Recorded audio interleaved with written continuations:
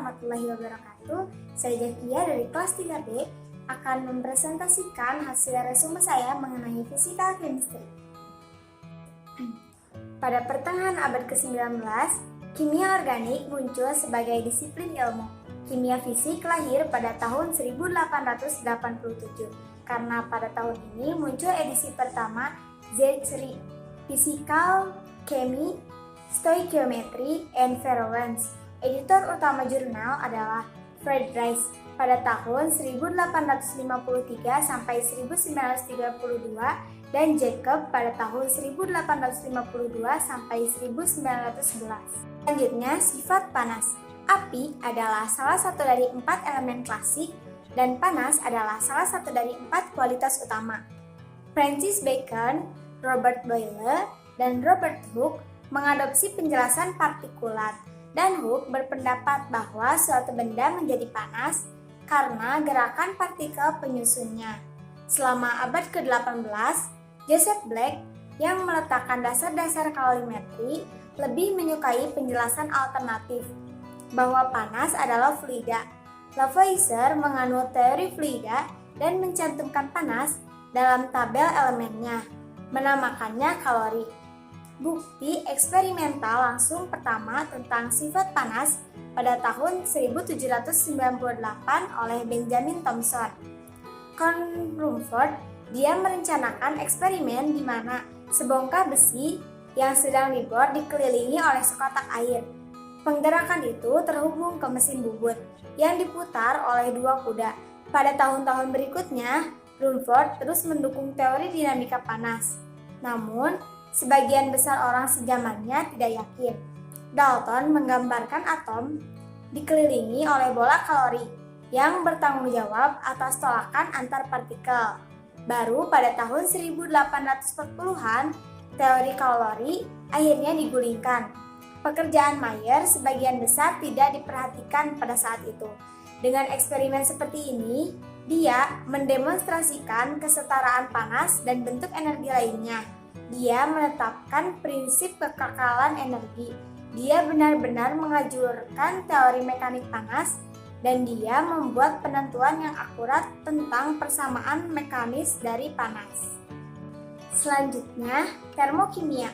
Black tidak hanya memperkenalkan konsep panas laten, tetapi juga menunjukkan bahwa sejumlah panas dapat diperkirakan dengan mengukur jumlah es yang mencair. Lavoisier dan Laplace menggunakan prinsip ini dalam kalorimeter es mereka. Lavoisier dan Laplace juga melakukan eksperimen di mana mereka menyimpulkan bahwa respirasi adalah sejenis pembakaran. Lavoisier sebelumnya telah menunjukkan bahwa dalam respirasi oksigen diubah menjadi udara fix. Mereka menyatakan bahwa pernafasan adalah sejenis pembakaran. Memang sangat lambat, tetapi sebaliknya, persis sama dengan arang. Lavoisier melanjutkan eksperimennya pada respirasi, kali ini dengan subjek manusia. Ia menemukan bahwa konsumsi oksigen meningkat selama proses pencernaan pada suhu rendah dan selama olahraga. Sedikit pekerjaan termokimia lebih lanjut dilakukan sampai tahun 1830-an ketika Jerman Henry Hess memulai serangkaian penyelidikan eksperimental yang ekstensif sebagai hasil dari karyanya. Dia mampu merumuskan pada tahun 1840 hukum yang sering dikenal sebagai hukum penjumlah panas konstan. Hukum ini adalah konsekuensi dari prinsip kekekalan energi, tetapi interkonvertibilitas energi dan kekekalannya belum ditetapkan dengan baik. Pada saat itu, hukum Hess terus menemukan penerapan yang luas dalam estimasi kalor reaksi. Dalam kasus ini, di mana pengukuran langsung sulit atau tidak mungkin, Barthelot memperkenalkan istilah endotermik dan eksotermik dan menemukan kalorimeter Bohm untuk penentuan panas pembakaran yang akurat. Kesimpulan ini keliru dan tidak sampai disiplin baru termodinamika dikembalikan lebih lengkap sehingga kriteria untuk perubahan kimia spontan dipahami dengan benar. Gas dan teori kinetik. Percobaan pertama pada sifat fisik dan dilakukan oleh Robert Boyle ketika Gay-Lussac menyelidiki pemuaian gas seiring dengan peningkatan suhu. Dia mengukur volume yang ditempati oleh massa gas tertentu pada titik leleh es dan titik didih air. Hukum yang menjelaskan ekspansi termal gas biasanya disebut hukum Charles pada tahun 1848. Kemudian, Lord Kelvin mengusulkan agar termometer gas digunakan sebagai standar akhir yang dengannya termometer lain harus dikalibrasi. Di sana ia menyatakan bahwa setiap gas dalam campuran bertindak sebagai entitas independen dan tidak ada kombinasi kimiawi di antara keduanya. Misalnya di udara, Dalton memperkuat idenya dalam makalah yang diterbitkan pada 1801 makalah Clausius tahun 1857 tentang kalor gas tertentu yang menunjukkan bagaimana berbagai kemungkinan kecepatan didistribusikan di antara molekul dan dia menunjukkan bagaimana kecepatan rata-rata dapat dihitung. Di awal abad ke-20, Thomson mengidentifikasi sinar katoda sebagai partikel listrik dan Soddy menjelaskan radioaktif dalam istilah atom yang memungkinkan diskretivitas atom individu untuk dideteksi antara melakukan percobaan pada serbuk sari tersuspensi dalam cairan dan gas dan mampu memperkirakan nilai bilangan Avogadro dengan asumsi bahwa semua atom helium berasal dari partikel alfa. Mereka menghitung jumlah atom helium dalam volume molar. Kinetika reaksi dan kesetimbangan kimia bertujuan untuk menghitung daya afinitas kimia. Studi kinetik pertama dilakukan oleh Charles Wenzel pada tahun 1777. Hasil studi kinetik menyeluruh pertama diterbitkan pada tahun 1850. Dia menyelidiki hidrolisis sukrosa dengan adanya asam. Reaksi ini dapat diikuti dengan mudah karena putaran optik larutan menurun dan kemudian berubah tandanya. Ketika sukrosa dihidrolisis menjadi glukosa dan fruktosa. Ross, Goldberg, dan Weige menyatakan jika dua zat A dan B bereaksi bersama membentuk dua zat baru A dan B, maka gaya kimia yang bekerja antara A dan B diukur dengan kpq, di mana K adalah konstanta yang disebut koefisien afinitas dan P dan Q adalah massa aktif reaktan. Kesimpulan ini mereka sebut hukum aksi massa. Tetapi Van Hoff memberikan perlakuan yang jauh lebih jelas menggunakan data Barthelot dan Saint-Gilles untuk esterifikasi asam asetat. Van Hoff menunjukkan hasil yang konsisten dengan rumus sehingga memberikan konstanta kesetimbangan untuk reaksi. Dia menyadari bahwa perubahan suhu selalu mempengaruhi posisi equilibrium. Dalam prinsip kesetimbangan gerakannya, Van Hoff menyatakan bahwa kenaikan suhu akan mendukung reaksi endotermik. Lalu, mekanisme reaksi. Kinetik dalam kimia adalah penjelasan tentang reaksi. Laporte percaya bahwa mayoritas mekanisme reaksi organik melibatkan ion. Dia mengusulkan agar reagen bermuatan positif dan negatif masing-masing disebut kationoid dan anioniid. Karya asli Laporte dilakukan sebelum teori elektronik valensi diperkenalkan oleh Lewis dan Langmuir.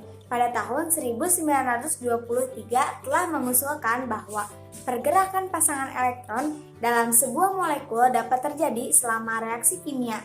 Disadari pada tahun 1926 oleh Robinson bahwa perpindahan seperti itu memberikan kontribusi pada keadaan normal suatu molekul.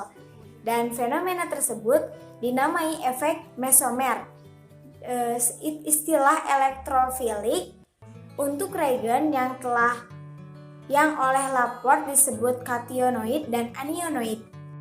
Termodinamika kimia, konsep energi muncul selama paruh pertama abad ke-19. Termodinamika berkaitan dengan aturan yang mengatur konversi satu bentuk energi ke bentuk lain dan mampu membuat prediksi tentang kelayakan proses kimia. Pencetus termodinamika adalah orang Prancis Sadi Carnot. Baginya, efisiensi mesin uap masih sangat rendah dan dia mencoba menyimpulkan secara teoritis bagaimana hal itu dapat ditingkatkan. Perubahan volume tekanan yang terjadi merupakan siklus Carnot. Pernyataan lain dari hukum kedua adalah entropi dari sistem yang terisolasi hanya dapat meningkat atau tetap konstan. Benoit Peire, Emile Clapeyron merancang lokomotif uap untuk rel kereta api yang dibangun di Prancis pada tahun 1830-an. Carnot menurunkan hubungan antara koefisien suhu, tekanan uap cairan, dan panas laten penguapan, di mana VY adalah perubahan volume pada penguapan. Clausin mengakui bahwa volume cairan VJ kecil dibandingkan dengan volume uap. Dan dengan menyatakan yang terakhir dengan RT per P diperoleh pada tahun 1889, Van Hoff memperluas persamaan tersebut menjadi reaksi kimia secara umum. Karena tekanan disosiasi P adalah ukuran sejauh mana reaksi ini dapat digantikan oleh konstanta kesetimbangan K. Jadi, persamaan ini yang dikenal sebagai Isochor-Van Hoff ini dikenal perubahan energi bebas Gibbs dan memberikan ukuran kelayakan reaksi. Nilainya dapat dihitung dari konstanta kesetimbangan dan sama dengan min RT ln K. Selanjutnya, kimia larutan. Dalton menyimpulkan bahwa udara adalah senyawa kimia lemah penyusunnya. Namun, pandangan serupa bertahan selama sebagian besar abad ke-19 sehubungan dengan larutan zat terlarut dalam pelarut cair dengan gaya tarik yang lemah antara molekul pelarut dan zat terlarut. Van Hoff lah yang mengembangkan model solusi yang berguna dan dia melakukan ini sebagai hasil dari pertimbangan fenomena osmosis. Teori Van pada tahun 1883 menyatakan bahwa tekanan osmotik analog dengan tekanan gas, sama seperti tekanan gas berlipat ganda jika volumenya dibelah dua. Demikian pula tekanan osmotik larutan berlipat ganda jadi konsentrasi molekul terlarut berlipat ganda. Persamaan PV sama dengan RT dapat diterapkan pada larutan. Karena zat terlarut memberikan tekanan osmotik yang sama dengan tekanan yang akan mereka berikan jika gas tersebut menempati volume yang sama. Sifat lain adalah tekanan uap yang relatif lebih rendah, peningkatan titik didih, dan penurunan titik beku. Semuanya terbukti bersifat koligatif oleh Fragois-Marey yang bekerja terutama dengan zat terlarut organik. Sifat fisik dan struktur molekular. Sebelum spektrometer inframerah Perang Dunia II dibuat secara individual dan oleh karena itu teknik ini merupakan alat penelitian yang sangat banyak.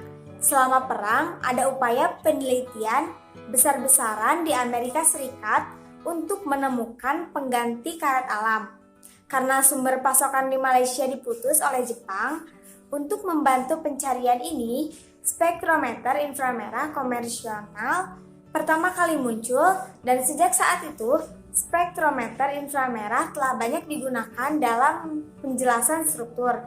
Dengan munculnya teori kuantum menjadi mungkin untuk penjelasan spektrum inframerah dalam hal transisi antara tingkat energi getaran dan rotasi, dan disadari bahwa mungkin untuk perkiraan parameter seperti panjang ikatan dari studi spektrum inframerah, upaya pertama untuk menghitung seperti itu dilakukan oleh Nernst tahun 1911. Selama 20 tahun berikutnya, struktur 3 dimensi sejumlah zat ditentukan oleh difraksi sinar X.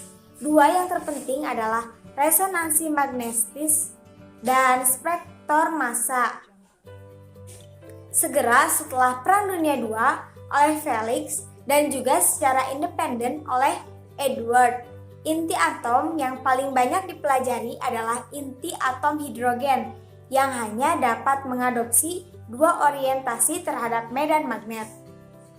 Massa menggunakan metode yang dikembalikan oleh Aston dan Dempster. Sebelum Perang Dunia II, spektrum magnetik massa digunakan hampir secara eksklusif untuk menentukan massa dan kelimpahan isotop. Massa juga digunakan dalam studi pelacak isotop yang menggunakan non-radioaktif. Teknik ini memungkinkan keputusan dibuat tentang senyawa mana dalam campuran produk yang mengandung isotop berat. Sekian hasil resume saya. Mohon maaf bila ada kesalahan. Wassalamualaikum warahmatullahi wabarakatuh.